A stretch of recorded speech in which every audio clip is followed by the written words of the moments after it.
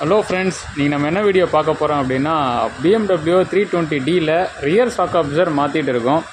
இதில் என்ன கம்ப்ளைண்ட் அப்படின்னும்போது நமக்கு கஸ்டமர் வந்து சார் எனக்கு ரியரில் வந்து எனக்கு சத்தம் வந்துட்டுருக்கு சார் அப்படின்னு சொல்லியிருந்தார். சார் இது ஷாக் அப்சர்வர் கம்ப்ளைண்ட்டாக இருக்கும் அப்படின்னு சொல்லிவிட்டு நம்ம இதை கழட்டிட்டோம் அப்படின்னா நமக்கு இப்படி தான் இருக்கும். ஆனால் ரியர் ஷாக்ஸ் வந்து உங்களுக்கு கழட்டின ஷாக் அப்சர்வர் இது இருக்குது. இதை எப்படி செக் பண்ணுறோம் அப்படின்னும்போது ஆஸ் யூஷுவல் நம்ம எல்லா வண்டிக்கும் செக் பண்ணுற மாதிரி தான். ஜஸ்ட் இதை புஷ் பண்ணிடுவோம். புஷ் பண்ணிட்ட பிறகு இந்த பிஸ்டன் வந்து வெளியே வரணும். வெளியே வரல அப்படின்னா கம்ப்ளீட்டாகவே போயிடுச்சுன்னு அர்த்தம். இது இம்போர்ட்டட் பீஸ் ஒன்று வாங்கியிருக்கோம். இதையும் அதே மாதிரி புஷ் பண்ணுறோம். புஷ் பண்ணவே டைட்டாக இருக்குது, பயங்கர டைட்டாக இருக்குது.